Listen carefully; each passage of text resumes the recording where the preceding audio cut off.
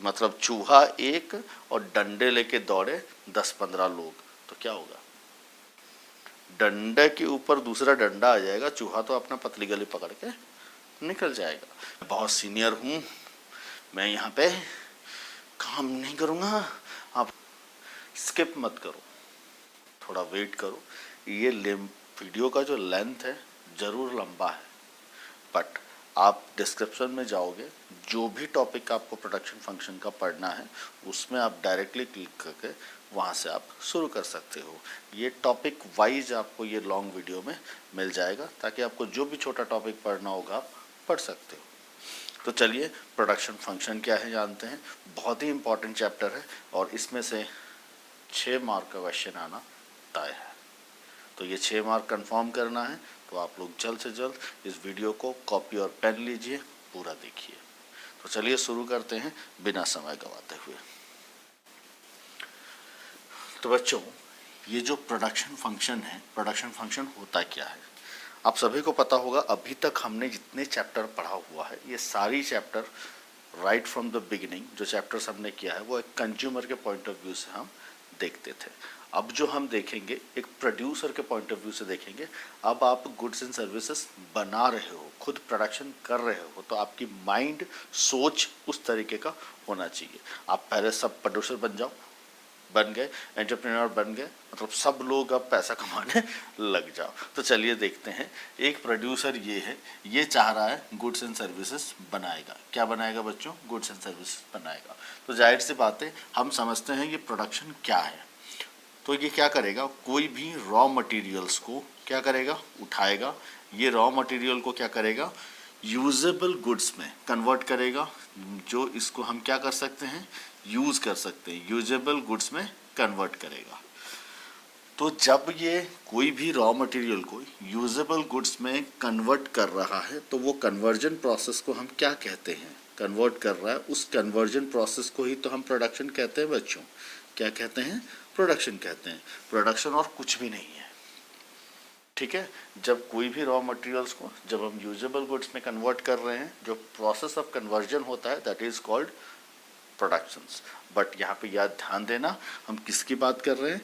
Physical goods की बात कर रहे हैं। मतलब जो क्या हो रहा है, विजिबल है, फिजिकल गुड्स की यहाँ पे बात किया जा रहा है, ना कि सर्विसेज की बात हम कर रहे हैं। हम किसकी बात कर रहे हैं? फिजिकल गुड्स की। तो आपका होगा जो भी फिजिकल रॉ मटेरियल्स है, जो फिजिकल गुड्स में कन्वर्ट हो रहा है, उसी को हम क्या बोलते हैं? प्रोडक्शन बोलते हैं। अब हम यदि किताब के भाषा में आ जाए, तो किताब में क्या दिया है, कोई भी इनपुट, ये क्या होगा बच्चों? इनपुट होगा। कोई भी इनपुट को जब हम क्या कर रहे हैं, कन्वर्ट कर रहे हैं, किस में? गुड्स में, मतलब आउटपुट में कन्वर्ट कर रहे हैं, उसको हम क्या बोलते हैं? प्रोडक्शन कहते हैं। ये हमारे किताबी लैंग्वेज के हिसाब से आ गया। आई थिंक आपको यदि ये समझ में आया है तो आप डेफिनेशन अपना खुद बनाओगे। It is quite clear. मैं पूरा नोट्स आपको डिस्क्रिप्शन में दे दूंगा, आप ड्राइव से इसको डाउनलोड कर लेना PDF, बट आप नोट्स थोड़ा खुद बनाना सीखो, which will be very useful for you, ठीक है। आप आंसर राइटिंग स्किल्स डेवलप कर लोगे। तो ये क्या हो गया, हम क्या कर रहे हैं, प्रोडक्शंस का मीनिंग समझ रहे हैं। प्रोडक्शन के मीनिंग समझने के बाद हम यदि पढ़ें कि ये टोटल वर्ड का मतलब क्या है, प्रोडक्शन का मतलब क्या है, फंक्शंस का मतलब क्या है, तो हम उसको अभी देखते हैं कि प्रोडक्शन क्या है, प्रोडक्शन फंक्शंस क्या होता है।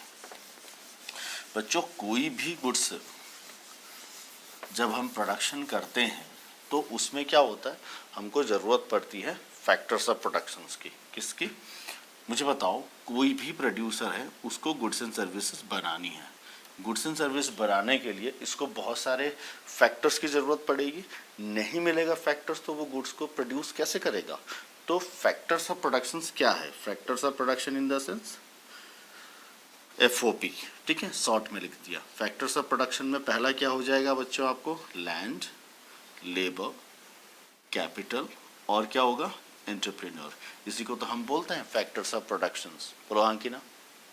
सबको पता है ये, आपने हमने पढ़ा हुआ है, 9th से इकोनॉमिक्स पढ़ रहे हैं, तो हमको ये चीज़ पता है फैक्टर्स ऑफ प्रोडक्शंस क्या है।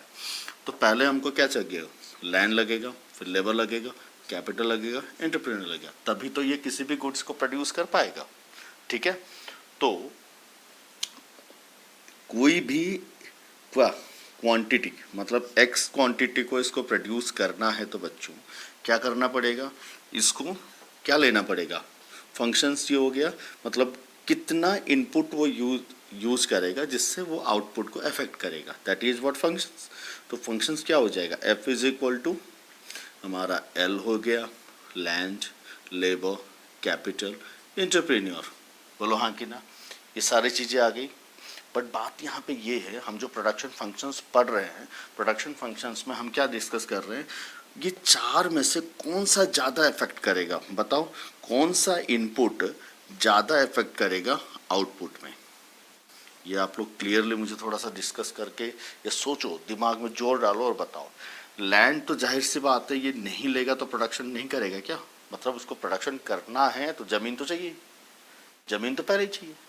अब ज़मीन ज़्यादा हो कम हो वो ज़्यादा इफेक्ट नहीं करता है। एंटरप्रेन्योर तो ये खुद ही है जिस प्रोडक्ट प्रोड्यूसर का हम बात कर रहे हैं। हम यहाँ पे क्या चीज़ उठा रहे हैं, लेबर और कैपिटल। मान लो इसके पास ज़्यादा लेबर है तो प्रोडक्शन क्या होगा, आउटपुट ज़्यादा होगा या कम होगा। इसके पास कैपिटल ज़्यादा है तो क्या होगा बच्चों, आउटपुट ज़्यादा होगा या कम होगा। ज़्यादातर इफेक्ट आउटपुट में कौन सा डालेगा, या तो ये लेबर डालेंगे या तो कैपिटल डालेंगे। यहाँ पे लैंड तो होगा ही किसी के पास, एंटरप्रेन्योर तो वो खुद है। इसीलिए हमने यहाँ पे क्या करा, जो फैक्टर्स ऑफ प्रोडक्शन है उसमें दो ही फैक्टर्स को हमने क्या करा, इसमें लिया। तो हमारा जो फाइनल फंक्शंस बनता है, प्रोडक्शन फंक्शन क्या होगा, हमको कमोडिटी एक्स को, क्वांटिटी एक्स को हमको प्रोड्यूस करना है, तो कौन से फैक्टर जो है वो फैक्टर ज़्यादा इम्पैक्ट डालेंगे, वो होगा लेबर और एक होगा कैपिटल। बट बच्चों यहाँ पे हम कैपिटल को सी से डिनोट नहीं करेंगे। बोलो क्यों, क्योंकि सी तो कंजप्शन ले गया। हमने इससे पहले कंज्यूमर इक्विलिब्रियम पढ़ा था, कंजप्शंस को हम किससे डिनोट करते हैं, सी से डिनोट करते हैं। बट यहाँ पे तो सी ऑलरेडी कंजप्शन ले चुका है, तो हमको कैसे समझ में आएगा यदि हम सी लिखेंगे कंजप्शन है कि कैपिटल है। तो हम यहाँ पे ये करते हैं, हमारे किताब में क्या करा है, कैपिटल को के से डिनोट किया है। किससे डिनोट किया है बच्चों, के से डिनोट किया है। ठीक है, तो क्वांटिटी एक्स को यदि हमको प्रोडक्शन करना है तो कौन सी फंक्शन ज़्यादा इम्पोर्टेंट है, आउटपुट को क्या कर सकते हैं, ज़्यादा ऊपर नीचे कर सकते हैं, फ्लक्चुएट कर सकते हैं, वो है एक लेबर और एक है कैपिटल। ठीक है, यदि आपको ये फंक्शन समझ में आ गया है कि फंक्शंस क्या होता है, कौन वो आउटपुट को ज़्यादा इफेक्ट कर सकता है, वो है लेबर और कैपिटल। ठीक है, हम लैंड भी लेंगे, बट लैंड क्या है कि लेते ही हैं कॉमनली, इसीलिए हमने यहाँ पे एल एंड के को मेंशन किया है। ठीक है, तो चलिए हम अब डिस्कस करते हैं हम कितने तरीके का प्रोडक्शंस कर सकते हैं, क्या करना है। ये हमारे नटवर लाल, हमारे कौन है भाई, नटवर लाल है। ठीक है, नटवर लाल, ये कौन है, प्रोड्यूसर है। ये कौन है बच्चों, प्रोड्यूसर है। ये प्रोड्यूसर नटवर लाल भाई साहब को क्या करना है, गुड्स को प्रोड्यूस करना है। अब ये नटवर लाल जो प्रोडक्शन करेंगे, कितने तरीके से प्रोडक्शन करेंगे, कितने तरीके से करेंगे, आप खुद ही सोच के बताओ। या तो ये किसी भी गुड्स को बोलेंगे नहीं भैया मैं बहुत शॉर्ट टर्म के लिए करूँगा, मतलब शॉर्ट रन करूँगा, मतलब कुछ ही दिनों, कुछ ही महीने, कुछ ही साल तक मुझे बिजनेस को चलाना है। या तो नटवर लाल दूसरे एक अवस्था में जा सकते हैं जिसको हम बोलेंगे लॉन्ग रन। क्या बोलेंगे बच्चों, लॉन्ग रन में कर सकते हैं, मतलब इसी को ही एक ऑक्यूपेशन मान के वो लाइफ टाइम के लिए अपना बिजनेस कर सकते हैं। तो क्या होगा, मान लीजिए ये शॉर्ट टर्म के लिए करना चाह रहे हैं, कुछ ही समय के लिए बिजनेस को करना चाह रहे हैं, तो इनको दो चीज़ों की ज़रूरत पड़ेगी, दो वेरिएबल की ज़रूरत पड़ेगी। पहली वेरिएबल जो ज़रूरत पड़ेगी, एक होगी क्या बच्चों, हमारा वेरिएबल ज़रूरत पड़ेगा, सॉरी दो फैक्टर्स की ज़रूरत पड़ेगी। एक हो गया आपका वेरिएबल फैक्टर जो बार बार क्या होता रहता है बच्चों, चेंज होते रहता है। ठीक है, वेरिएबल फैक्टर की ज़रूरत पड़ेगी और एक क्या ज़रूरत पड़ेगा, एक फिक्स फैक्टर की ज़रूरत पड़ेगी। इसकी फिक्स्ड फैक्टर की ज़रूरत पड़ेगी। बोलो हाँ कि ना। सेम चीज़ लॉन्ग रन में भी ये करना चाहेंगे तो इनको दो चीज़ों की ज़रूरत पड़ेगी, एक वेरिएबल फैक्टर, एक वेरिएबल फैक्टर और एक ज़रूरत पड़ेगा कौन सा बच्चों, फिक्स्ड फैक्टर। ज़रूरत पड़ेगा कि नहीं पड़ेगा, 100% पड़ेगा जरूर। ये दो ही चीज़ से कर सकते हैं। हमारा वेरिएबल फैक्टर कौन सा होता है, जो होता है हम शॉर्ट टर्म के लिए लेते हैं, मतलब रॉ मटेरियल्स हो गया, लेबर्स हो गया, ये सब चीज़ें होगा हमारा वेरिएबल फैक्टर।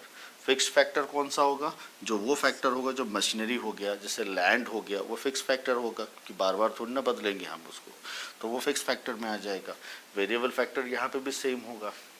अब आप खुद ही दिमाग में जोर डाल के सोचो कि कोई इंसान यदि क्या करेगा, कुछ ही दिनों के लिए कुछ वेरिएबल फैक्टर्स में ही चेंजेस ज़्यादा करेगा या फिक्स्ड फैक्टर में ज़्यादा करेगा। आप खुद ही सोचो। मान लो कि आपने एक दुकान रेंट में लिया है, उसमें कोई भी गुड्स एंड सर्विसेज का प्रोडक्शन गुड्स का प्रोडक्शन आप कर रहे हो।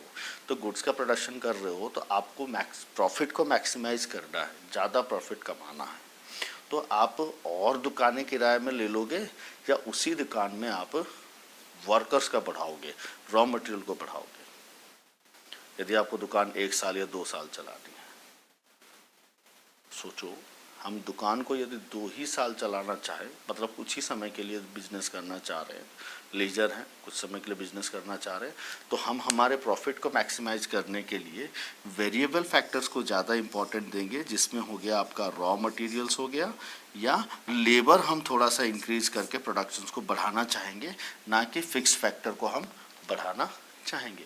कभी भी हम फिक्स फैक्टर को नहीं बढ़ाएंगे। हम किसको बढ़ाएंगे बच्चों, इसी को बढ़ाएंगे। फिक्स फैक्टर कौन सा हो गया, जैसे आपका कैपिटल हो गया, आप ज़्यादातर पैसा उस पर इन्वेस्ट नहीं करेंगे। आप किसका इन्वेस्ट करेंगे, जो आपकी लेबर है, जो आपकी रॉ मटेरियल है, उसको आप इंक्रीज करेंगे, ना कि कैपिटल। तो शॉर्ट रन में यदि आपका कमोडिटी एक्स को आप प्रोडक्शन करना चाह रहे हो तो आपका फंक्शंस क्या होगी, एल आपका जितना बढ़ाओ वो वेरिएबल फैक्टर होगा और के जो होगा वो आपका क्या होगा, कांस्टेंट होगा।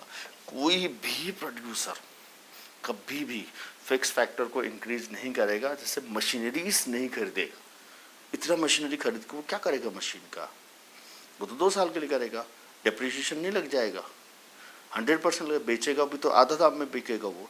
इसीलिए वो क्या करेगा, प्रोडक्शन को in order to maximise his product what profit, वो वेरिएबल फैक्टर पे ज़्यादा इन्वेस्ट करेगा या इसको वो इंक्रीज करेगा और इसको ये क्या रखेगा, कांस्टेंट रखेगा। तो हम के को क्या रखते हैं, कांस्टेंट। यही हमारा लॉ है, यही हमारा लॉ है, law of variable proportion.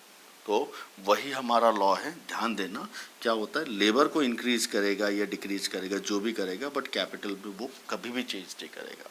Same चीज़ यदि हम यहाँ पे आ जाए तो यहाँ पे वो प्रोड्यूसर लॉन्ग रन में करना चाह रहा है, बहुत दिन तक अपने बिजनेस को मेन ऑक्यूपेशन मान के चल रहा है, तो इसका प्रोडक्शन फंक्शंस क्या होगा, कमोडिटी एक्स को इसको प्रोडक्शन करने के लिए इसका फंक्शन क्या होगा, एल या के। यहाँ कॉन्स्टेंट नहीं होगा। ये मशीन्स भी खरीद सकता है, मशीन भी खरीदेगा क्योंकि उसको प्रोडक्शन ही करना है। तो ये मशीन्स मतलब दोनों को वो बढ़ा सकता है, लेबर भी बढ़ाएगा और कैपिटल भी बढ़ाएगा। बट यहाँ पे वो क्या करेगा, लेबर रॉ मटेरियल मतलब वेरिएबल फैक्टर्स में ही चेंजेस करेगा या बढ़ाएगा घटाएगा, बट फिक्स फैक्टर में वो चेंजेस नहीं करेगा। क्योंकि कोई प्रोड्यूसर नटवर लाल भाई साहब पागल थोड़ी ना है यदि वो शॉर्ट टर्म में बिजनेस करना चाह रहा है। इसी से हमारा प्रोडक्शन फंक्शन में बच्चों निकल के आता है लॉ ऑफ वेरिएबल प्रोपोर्शन। अब लॉ ऑफ वेरिएबल प्रोपोर्शन जो मैंने बताया, ये आपका होता है VVIMP क्वेश्चंस, मतलब एग्जाम में 6 मार्क का क्वेश्चन आना तय है। इसी को बोलते हैं वेरी वेरी इंपॉर्टेंट क्वेश्चंस। अब ये पार्ट को हमको अच्छे से समझना है कि ये है क्या। अब इसको हम 3 तरीके से जानते हैं बच्चों। इसको क्या बोलेंगे, लॉ ऑफ वेरिएबल प्रोपोर्शंस, या बोलेंगे लॉ ऑफ डिमिनिशिंग प्रोडक्शंस, और एक बोलेंगे रिटर्न्स टू फैक्टर। मतलब ये जो पोर्शन है शॉर्ट रन का, इसको 3 नामों से जाना जाता है। क्या है? Law of variable proportions, law of diminishing productions, और एक है रिटर्न्स टू फैक्टर। 3 नाम से हम जानते हैं। ये 3 नाम में यदि एग्जाम में क्वेश्चन पूछ दिया है तो आपको इसको बनाना है। अभी हम करने जा रहे हैं। तो चलिए हम अब समझते हैं ये लॉ ऑफ वेरिएबल प्रोपोर्शन क्या है। लॉ ऑफ वेरिएबल प्रोपोर्शन मैंने अभी थोड़ी देर पहले आपको बताया था, ये VVIMP क्वेश्चन है, 6 मार्क के लिए आएगा। तो ये आपको समझना है कैसे लिखना है, ये क्या है, ये हमको समझना है। लॉ ऑफ वेरिएबल प्रोपोर्शन क्या होता है। मैं लॉ ऑफ वेरिएबल प्रोपोर्शन में जाने से पहले एक छोटा सा एग्जाम्पल लेता हूँ, समझ लो। जैसे मान लो कि ये हमारा खेती है, ठीक है, एक आदमी खेती कर रहा है। ये छोटे से लैंड में हमको खेती करना है, तो हम लोग क्या करेंगे। लेट्स से यहाँ पे इसका जो ओनर है ये ज़मीन में खेती करना चाह रहा है और प्रोडक्शन करेगा वीट का। किसका बच्चों? वीट का प्रोडक्शन करना चाह रहा है। अब वीट का प्रोडक्शन ये करेगा तो ये क्या करेगा, मान लो यहाँ पे एक लेबर को काम पे लगाया, एक लेबर को इसने काम पे लगाया, तो इसका जो प्रोडक्शन हो रहा है 2 बोरी क्या हो रहा है, 2 बैग्स ऑफ वीट्स ये प्रोडक्शन कर पा रहा है। ठीक है, यहाँ पे मान लो देखा कि मेरे को थोड़ा सा प्रोडक्शन बढ़ाना है, तो ज़मीन तो खरीदेगा नहीं, कुछ ही सालों के लिए उसको खेती करना है, उसके बाद तो कनाडा जाना है। ठीक है, तो खेती उसको करना है कुछ ही सालों के लिए, तो ये क्या करेगा, लेबर बढ़ा देगा। तो और एक लेबर इसने ऐड कर दिया तो क्या हो जाएगा, 4 बैग हो जाएगा प्रोडक्शंस। इसने क्या कर दिया, और एक लेबर बढ़ा देगा, 6 बैग प्रोडक्शन हो जाएगी। लेट से 8 बैग इसका प्रोडक्शन हो गया, क्या, गुड्स प्रोडक्शन हो जाएगी, वेट प्रोडक्शन हो जाएगा। और एक लेबर बढ़ा देगा तो लेट से 12 उसका प्रोडक्शन हो जाएगा। मतलब 4 लोग काम करेंगे। क्या बोला जाता है, जितना ज़्यादा लेबर उतना ज़्यादा प्रोडक्शंस। यहाँ लेबर बढ़ाते जा रहा है और प्रोडक्शन होते जा रहा है। इसने 4 लेबर कर दिया है। अब मुझे बताओ, इसके बाद ये 5वां लेबर और ऐड कर देगा, मतलब बोलेगा, ग्रीडीनेस आ जाएगा, मेरे को और पैसा कमाना है, तो फिर क्या करेगा, और लेबर बढ़ा देगा। अब मुझे बताओ, जितना लेबर ये बढ़ा देगा, यहाँ पता चला कि 3 लेबर में काम हो जाता, इसने अभी यहाँ पे क्या कर दिया, 4 लेबर में हो जाता, 5वां लेबर ले आया। 5वां लेबर ले आया तो क्या होगा, ये पहला लेबर बोलेगा, मैं बहुत सीनियर हूँ, मैं यहाँ पे काम नहीं करूँगा, आप लोग काम करो, ऑर्डर झाड़ने लग जाएगा। डेफिनेट सी है, सीनियर हो जाए, वो बहुत पुराना है। फिर दूसरा वाला बोलेगा, मेरे बच्ची को थोड़ा सा हॉस्पिटल ले जाना है, मेरे बीवी को थोड़ा सा मेडिकल लेके दिखा के आना है, मेरे बच्ची को स्कूल से लेके आना है। मतलब इनके बीच में नौटंकियाँ शुरू हो जाएगी जब ज़्यादा लोग हो जाएंगे और काम कम हो जाएगी। मतलब चूहा एक और डंडे लेके दौड़े 10-15 लोग, तो क्या होगा, डंडे के ऊपर दूसरा डंडा आ जाएगा, चूहा तो अपना पतली गली पकड़ के निकल जाएगा। मतलब जितने ज़रूरत से ज़्यादा लोग हो जाएंगे, वेरिएबल फैक्टर हो जाएगा, तो क्या होगा, काम नहीं होगा, क्वालिटी बिगड़ जाएगी, प्रोडक्शन एक समय में बहुत ज़ोर से बढ़ेगी, फिर डाउन हो जाएगी, फिर माइनस में आ जाएगी। यही थ्योरी को आपको जानना है। कोई भी शॉर्ट रन के लिए हम क्या करेंगे, ज़मीन ये मान लो लॉन्ग रन में होता तो ज़मीन और 1 एकड़ खरीद लेता, तो उसमें वेरिएबल फैक्टर बढ़ाना है, फिक्स फैक्टर भी उसने बढ़ाया, और ज़मीन खरीद लेता तो बढ़ाता, तो प्रोडक्शन क्या होता, प्रॉपर होता। बट इसको तो करना है शॉर्ट रन में, कम समय के लिए बिजनेस करनी है, क्योंकि उसके बाद उसको तो कनाडा जाना है। तो कनाडा जाने के लिए ये क्या कर रहा है, वेरिएबल फैक्टर्स को ही बढ़ा रहा है, और वेरिएबल फैक्टर्स बढ़ाने के चलते इसके क्या हो गया, लोग ज़्यादा हो गए, चूहा 1 हो गया, चूहा भाग गया। तो ये है हमारा क्या, शॉर्ट टर्म में law of variable proportion. I think आपको समझ में आ गया। तो चलिए हम एक शेड्यूल में आते हैं कि इसको हम कैसे सॉल्व करेंगे। देखो बच्चों, हमको एक प्रोड्यूसर को कोई भी गुड्स को प्रोडक्शन करना है, तो ये पहला जो आउटपुट है, ये आउटपुट में इसका जो फिक्स फैक्टर है वो क्या है बच्चों, फिक्स है, ये बदलाव नहीं करेगा। हमने यहाँ समझा था, वो क्वांटिटी x को क्या करना है, इसको प्रोडक्शन करना है, तो फंक्शंस क्या होगा, लेबर प्लस k क्या होगा, कांस्टेंट होगा, जैसे हमने कैपिटल कांस्टेंट देखा है अभी। तो ये हर जगह हर स्टेप ऑफ प्रोडक्शन में आउटपुट में ये क्या है, कांस्टेंट है। लेबर क्या कर रहा है, ये धीरे धीरे बढ़ा रहा है। देखो 1 लिया, फिर 2 लिया, फिर 3 लिया, फिर 4 लिया, फिर 5 लिया, फिर 6 7, ऐसे लेबर वो बढ़ा रहा है क्योंकि वही काम कर सकता है, क्योंकि शॉर्ट रन के लिए करना है उसको। इसमें क्या हो रहा है, जब ये 1 लेबर था, इसका प्रोडक्शन कितना था, 10 यूनिट का प्रोडक्शन कर पा रहा था। 2 लेबर लाया तो 30 यूनिट का प्रोडक्शन हुआ, मतलब जोश आया, 2 लोग आ गए। फिर 3 लेबर लाया तो 60 यूनिट का प्रोडक्शन किया। फिर 4 लेबर लाया तो 80 यूनिट का प्रोडक्शन किया। फिर 5 लेबर लाया, 90 यूनिट्स का प्रोडक्शन हुआ। छठा लेबर में वही हुआ जैसे मैंने आपको बताया था, सीनियरिटी वाला खेल आ गई। यहाँ हो गया 7वें लेबर में प्रोडक्शन डिक्रीज हो गई।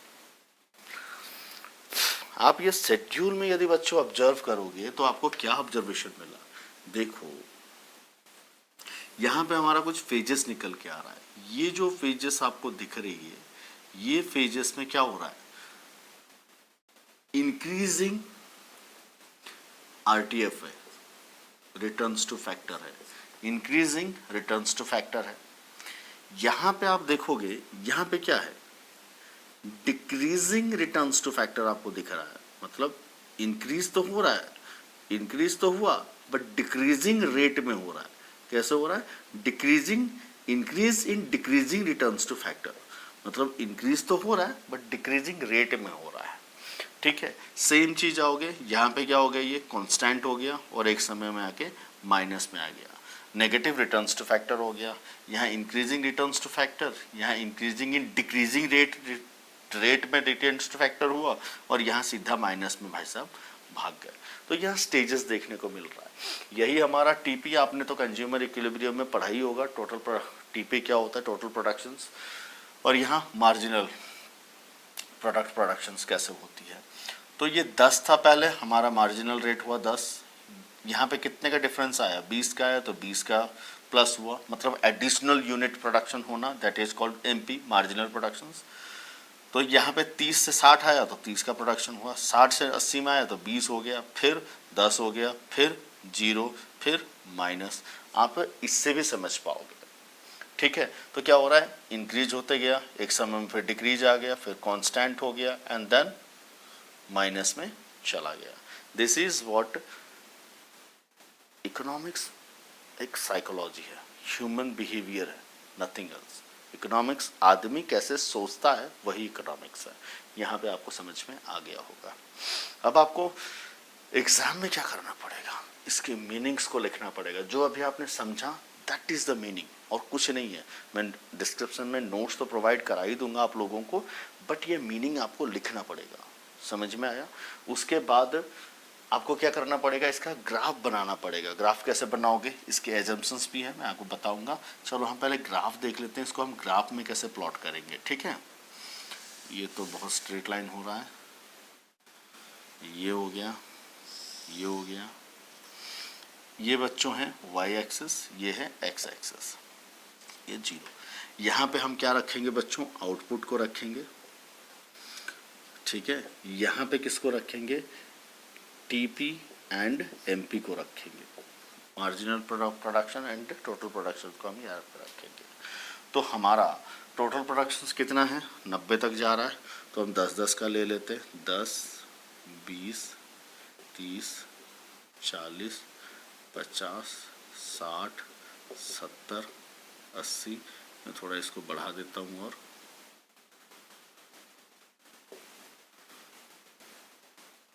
90। ठीक है, ये हमने स्केल ले लिया 10-10 का। यहाँ पे कितना हमारा आउटपुट है, 7 है, तो यहाँ ले लेते हैं 1, 2, 3, 4, 5, 6, 7, आउटपुट हो गया। अब मुझे बताओ, जब आउटपुट 1 था तब टीपी कितना था, 10 था, और एमपी भी कितना था, 10 था। तो हमारा टीपी हम पहले प्लॉट कर लेते हैं। टीपी हमारा कितना था, 10 था। मैं आपको प्लॉट करके 1 मिनट दिखा देता हूँ। तो टीपी कितना था बच्चों, 10 था। सेकेंड आउटपुट में हमारा टीपी कितना था, 30 था। चलो, सेकेंड आउटपुट में कितना था, 30 था। थर्ड आउटपुट में हमारा टीपी कितना था, 60 था। आपको दिख रहा होगा बहुत अच्छे से, बोलो बच्चों, दिख रहा है डेफिनेटली।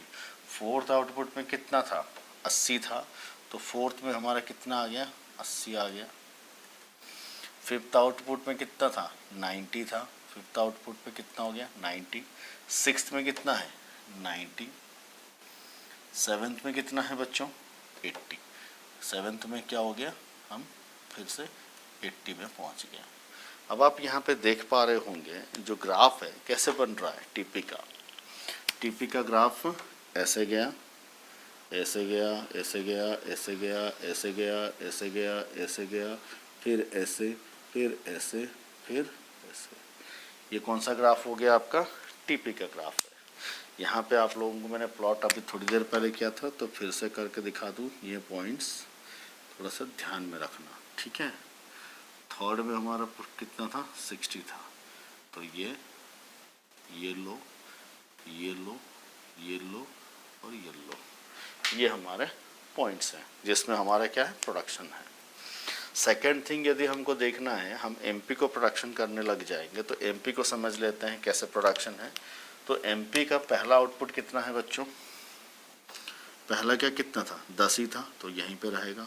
सेकंड पोजीशन में कितना गया, 20 गया, मतलब सेकंड में 20 हो गया, सेकंड में ये 20 है। थर्ड में कितना हो गया, 30 हो गया, तो थर्ड में थोड़ा सा बढ़ गया। फोर्थ में कितना हो गया, 20, मतलब घट गया। फिफ्थ में कितना हो गया बच्चों, 10, फिर से घट गया। फिफ्थ में आ गया 10।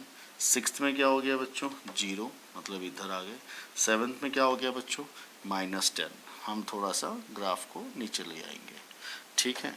आप देख रहे होंगे ये हमारा जो ग्राफ है, -10 भी नीचे करना पड़ेगा क्योंकि हमारा -10 का भी है, तो -10। अब आप देख रहे होंगे ये जो हमारा प्रोडक्शन है वो कैसे गया, ये ऐसे गया, ऐसे, फिर ऐसे, फिर सीधा सीधा सीधा सीधा सीधा सीधा सीधा डाउन, सीधा सीधा कहाँ आ गया, डाउन में आ गया। अब मैं थोड़ा सा ये पॉइंटिंग आपको कर लेता हूँ। ये हो गया हमारा एमपी का फैक्टर,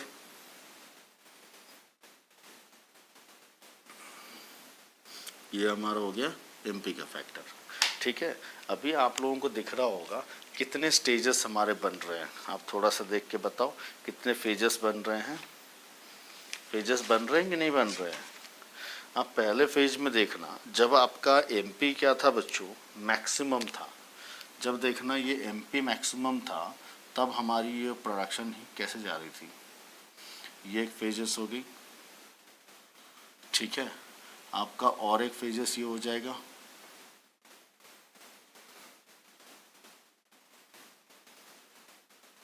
ये फेजेस हो गया।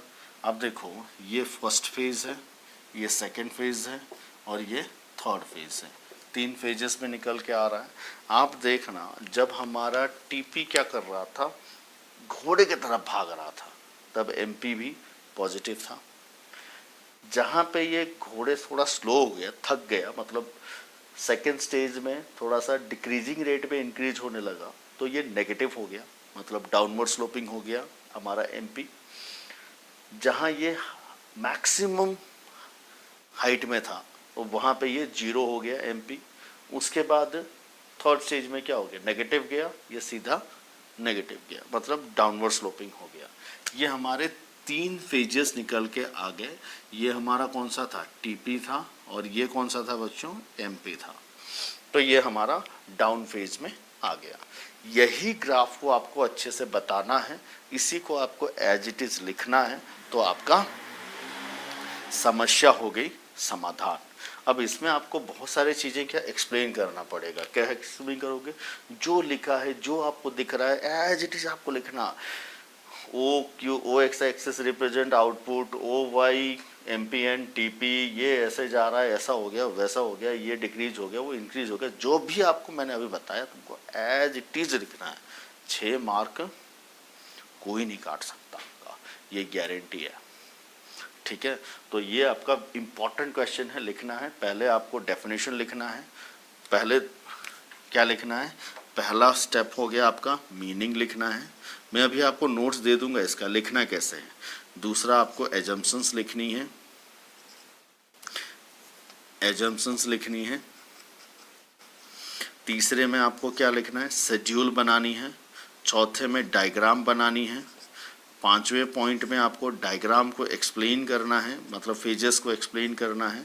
उसके बाद छठा स्टेज में आपको ये शेड्यूल डायग्राम लेके कंक्लूजन स्टेटमेंट आपको बनाना है।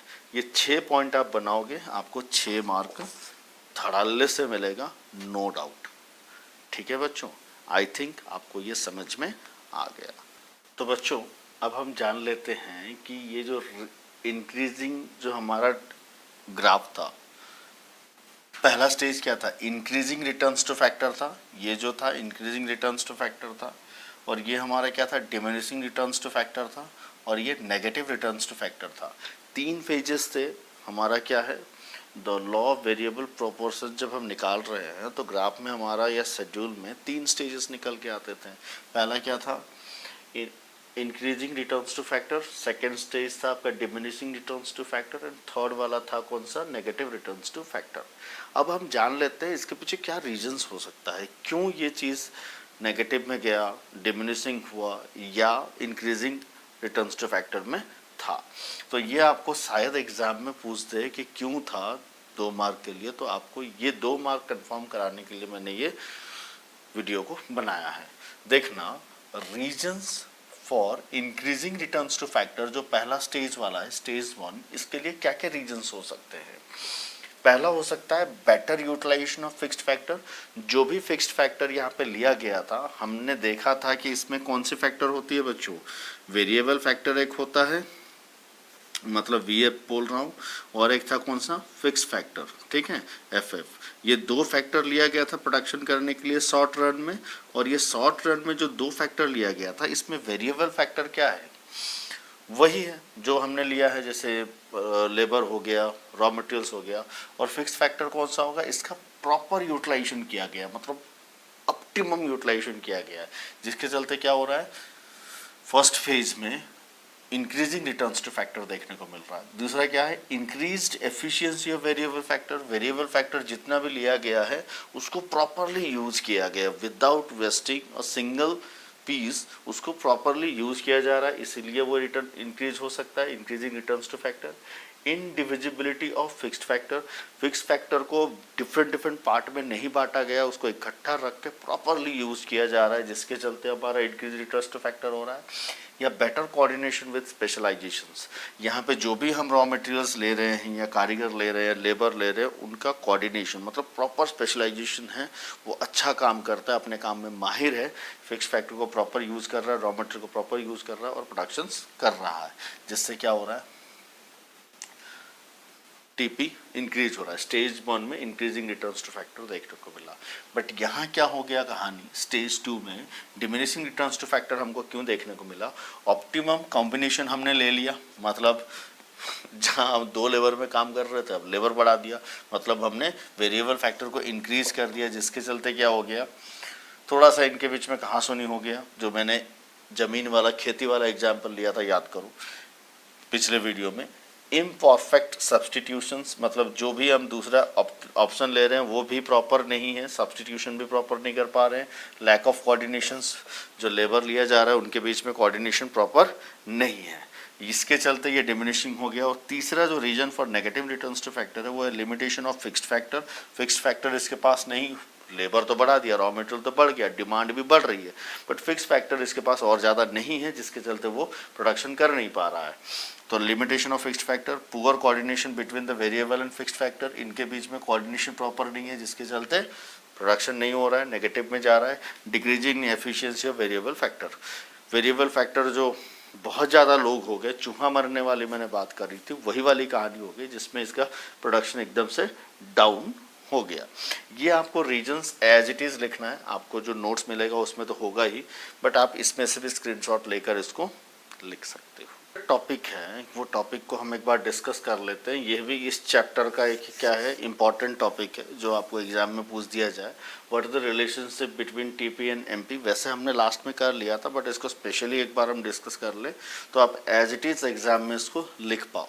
तो चलिए शेड्यूल ले लेते हैं। जैसे हमने आउटपुट डिस्कस की थी 7, और ये हमारा जो फिक्स फैक्टर है वो क्या होता है, कांस्टेंट होता है, हम इस पर कोई बदलाव नहीं करते जब शॉर्ट रन की बात करते हैं। और लेबर में हम इंक्रीज करते रहते हैं, जो आपको दिख रहा है टीपी और एमपीपी। ये हमारा पहला स्टेज क्या दे रहा है, जिसको हम बोलते हैं increasing returns to factor. Second stage आपको जो दिख रहा है जहाँ पे क्या हो रहा है, ये पहला स्टेज है, ये है आपका इंक्रीजिंग रिटर्न्स टू फैक्टर। ये जो सेकंड स्टेज आपको दिख रहा है, इंक्रीज तो हो रहा है पर डिक्रीजिंग ऑर्डर में हो रहा है, जिसको आपने बोला डिमिनिशिंग रिटर्न्स टू फैक्टर। और थर्ड स्टेज में तो एकदम से नेगेटिव में चला गया, ये भी नेगेटिव में चला गया, हमने इसको बोला नेगेटिव रिटर्न्स टू फैक्टर। ये आपको ऐसे ही शेड्यूल लेना है, ऐसे ही डायग्राम लेना है। चाहे तो आप इसको एज इट इज कॉपी में नोट कर लो, तो आपको लिखने में आसानी होगा। इसमें आपको ऐसे 3 कंडीशंस लिखना बहुत ज़रूरी है। ये समझ लो क्या है। पहले स्टेज में क्या हो रहा था बच्चों, ये जो पहला स्टेज है इसमें क्या हो रहा था, when MPs increases then TPR also increases at a increasing rate. This stage is called increasing returns to factor. अब बोलोगे सर ऐसा क्यों होता है, तो मैंने जस्ट इससे पहले टॉपिक में आपको बताया है कि इंक्रीजिंग रिटर्न्स टू फैक्टर किस कंडीशंस में होता है, क्या रीजंस है। सेकेंड हो गया when MP is decreases then the TP still increases at diminishing rate. मतलब डिमिनिशिंग रेट में इंक्रीजेस हो रहा है, बट एट दिस पॉइंट आप देखना MP becomes 0 then TP is maximum. देखो यहाँ जब टीपी मैक्सिमम पोजीशन में गया, यहाँ डिमिनिशिंग रेट में धीरे धीरे इंक्रीज हुआ, जब मैक्सिमम पोजीशन में पहुंचा यहाँ क्या हो गया, ये 0 में पहुंच गया, एमपी क्या हो गया, 0 हो गया। ठीक है, that is what here mentioned. और सेकंड को हमने क्या बोला, diminishing returns to factor. Then next हो गया थर्ड पॉइंट क्या है, थर्ड स्टेज जो है when MP negative then TP starts declining. जैसे ही एमपी यहाँ नेगेटिव में गया, टीपी क्या हो गया, डिक्लाइन में चलते चला गया। यह हेल्प करता है कि प्रोड्यूसर कैसे कितना प्रोडक्शन करेगा, कौन से वेरिएबल को कैसे यूज करेगा, उस प्रोस्पेक्टिव से इसको यूज किया जाता है। Differentiation between TP and MP. ये आपको बहुत छोटा सा पार्ट था बट बहुत इंपॉर्टेंट था। जल्द से जल्द स्क्रीनशॉट लो। वैसे भी आपको पीडीएफ तो मिल ही जाएगी इस सब की, बट स्क्रीनशॉट लेके भी आप इसको एक बार समझ लो। लास्ट टॉपिक हम कंप्लीट कर लेते हैं जल्द से जल्द। नोट्स जरूर बनाते रहना, स्क्रीनशॉट लेते रहना। देखना हमारा टॉपिक क्या है, relationship between AP and MP, average production and maximum marginal productions. अब एपी कैसे निकालते हैं सबको पता है, टीपी अपॉन में क्वांटिटी कर देंगे तो टीपी से क्वांटिटी क्या करेंगे, टीपी को जब क्वांटिटी से डिवाइड कर देंगे तो हमको एवरेज प्रोडक्शन पता चल जाएगा। तो इस हिसाब से यदि हम देखेंगे तो हमको 4 मार्क का क्वेश्चन पूछ सकता है, relationship between AP and TP, AP and MP. ठीक है, तो ये हो गया शेड्यूल। शेड्यूल में आप पता होगा जैसे जैसे हम करते आ रहे हैं सेम चीज़ है यहाँ, बट हमको ये ऑब्जर्वेशंस देखना पड़ेगा बच्चों। ऑब्जर्वेशंस में क्या क्या आ रहा है ये लिखना जरूरी है। As long as MP is more than AP, AP rises. देखो जब तक क्या हो रहा है, एपी से एमपी ज़्यादा है, ये क्या कर रहा है, बढ़ते चले जा रहा है, देख रहे हो। उसके बाद क्या हो रहा है, when MP is equals to AP, मतलब ये पॉइंट में हमारा इक्वल पोजीशन आएगा। यहाँ पे क्या आएगा बच्चों, इक्वल पोजीशन आएगा। when MP is equal to AP, AP as its maximum point, जब इक्वल्स होता है तब ये होता है AP मैक्सिमम पॉइंट पे, उसके बाद वो ऊपर नहीं जाएगा, यहाँ से नीचे आ जाएगा। मैक्सिमम पॉइंट में AP है, ये इक्वल पॉइंट होगा। ठीक है, when MP is less than AP, AP falls। जब आपका एमपी क्या हो जाएगा, एपी से डाउन होगा तो एपी क्या हो जाएगा, नीचे गिरने लग जाएगा। यहाँ पे देखो यहाँ के बाद से ये गिरने लग गया एपी। ओके, एमपी गिर रहा है तो एपी भी गिर गया जब लेस देन हो गया। When MP is less than AP, AP falls होने लग गया। बट यहाँ पे फाइनल कंक्लूजन देखने को मिल रहा है, एमपी क्या कर रहा है, नीचे गिरते गिरते गिरते गिरते गिरा हुआ इंसान बन जाता है, नेगेटिव में चले जाता है। बट एपी आपका कभी भी नेगेटिव में नहीं जाता, वो पॉजिटिव में ही रहता है। दिस इज व्हाट आपको लिखना है। Therefore both AP and MP falls but MP becomes negative whereas AP remains positive. MP falls at a faster rate as compared to AP. MP धड़ालने से गिर रहा है, ये देखो धीरे धीरे गिर रहा है। जहाँ पे ये इक्वल पॉइंट में आए थे उसके बाद दोनों गिरने लग गए, बट ये फास्टर रेट पे गिरा, ये कम रेट में गिरा। यही आपको पॉइंट्स लिखना है एग्जाम्स में और लिखकर इसको ख़त्म करना है। बट ये आपका डायग्राम, ये शेड्यूल और ये चीज़ें लिखना बहुत ज़रूरी है। इसके साथ प्रोडक्शन फंक्शन ख़त्म। तुरंत बहुत जल्दी आपका कॉस्ट चैप्टर को लेकर हम होंगे हाजिर। लाइक, सब्सक्राइब, शेयर करना ना भूलें, पीडीएफ डाउनलोड करें। ठीक है, till then bye bye, see you in the next video.